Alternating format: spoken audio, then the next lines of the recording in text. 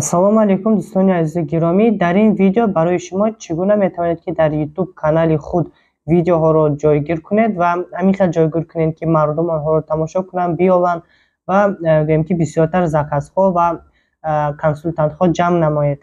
برای این با یوتیوب می‌درایم و در مابین چه می‌بینید پلس نوشته که پلس را زیر میکنیم و در اینجا اهمیت 13 شات زاگروزید ویدیو ایستاده. 13 شات برای ویدیوهای کوتاه تا 60 سکند و زاگروزید ویدیو برای ویدیوهایی که از 5 10 25 15 مینوت انمی خیلی ویدیو با میتونید که زاگروزید ویدیو را زیر کنید. خلاص من 13 شات و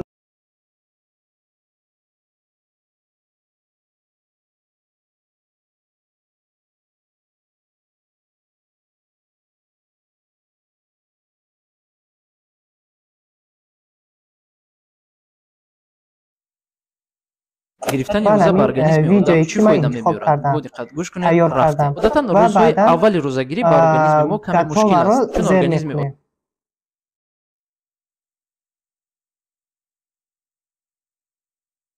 این ویدیو 59 سکند است، قریب 1 مینوت است. باز ابرابات کمی را از وقتی که گتا را که زیر میکنید ابرابات کمی شود و کمتر انتظار میشوید.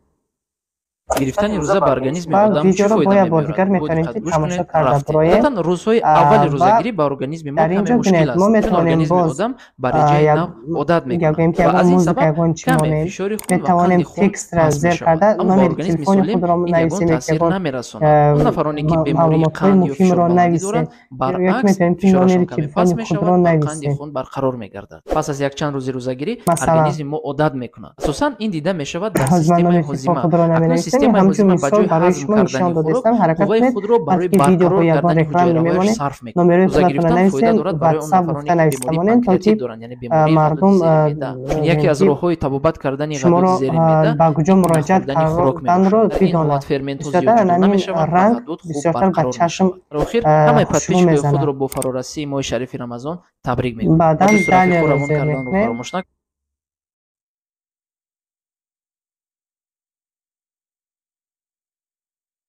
بعد ببینید добавить название من مثلا گویم که شرکتی فابرلیک شما رو با ماهی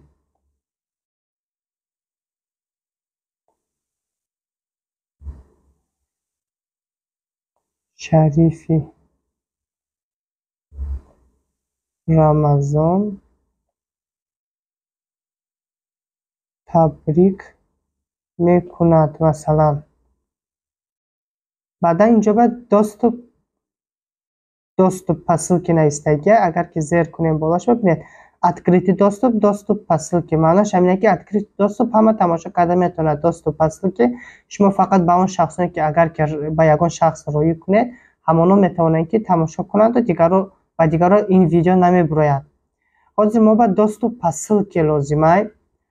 برای چی میفهمونم؟ برای اینکه ما ویدیو را بعد زاگروزکا شدن باز با ویدیو رنگ هشتگ بارین تگ میگوید همونها رو باید که همراه کنیم با ویدیو ما برای اینکه مردم یافته تواند ویدیوی ما رو.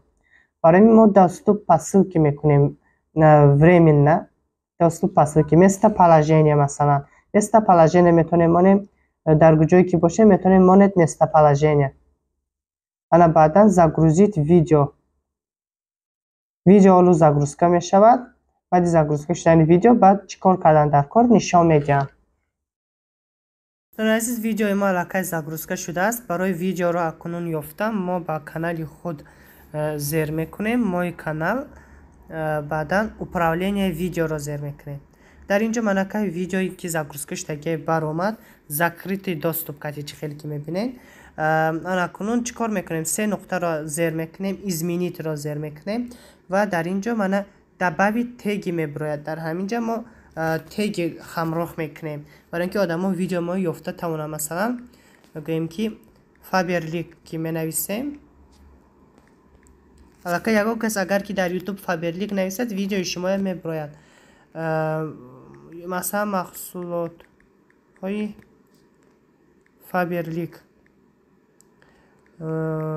و غیره. انا خیل هر خیل ما میتونیم که چیز خود نوشتیم، نه تنها فابرلیک، مثال دوشنبه و غیره. یعنی که حرکت کنید در همون موضوع، با کدام موضوع ویدیو مناسبه در همون موضوع تگی نویسین. مثلا اگر که برای داغ روی را نصب کردن کن، درباره داغ روی نصب کردن کن کرم باشد، میتونید نویسین که در تگی برای داغ روی نصب کردن چی باید کرد، برای از داغ رو خلاص شدن چی باید کرد. یعنی همین خیلی چیزا میتونید نویسین برای اینکه مردم ویدیو شما رو یافته تواند. و چند کمی خیلی تگی بسیار می نویسم، اینقدر مردم میتوند که ویدیو شما رو بسیارتر بیاورد. اکنون دستوپ پسلکی رو ادکریتی دستوپ میکنیم، بعدا سهرنیت میکنیم. اکنون آدما میتوانند که ویدیو ما رو به ملال تماشا کنن و اکنون باشه پدیدی سر زیر کرده میتونید سلکش رو کپی کرده با گروپ ها روان کنید. ما در آمده پادپیسته میشیم، لایک میمونیم، کامنتر مینویسیم و ویدیو شما تستر در یوتیوب مشهورتر می شود. سلامت سربلند باشین تا ویدیوهای آینده.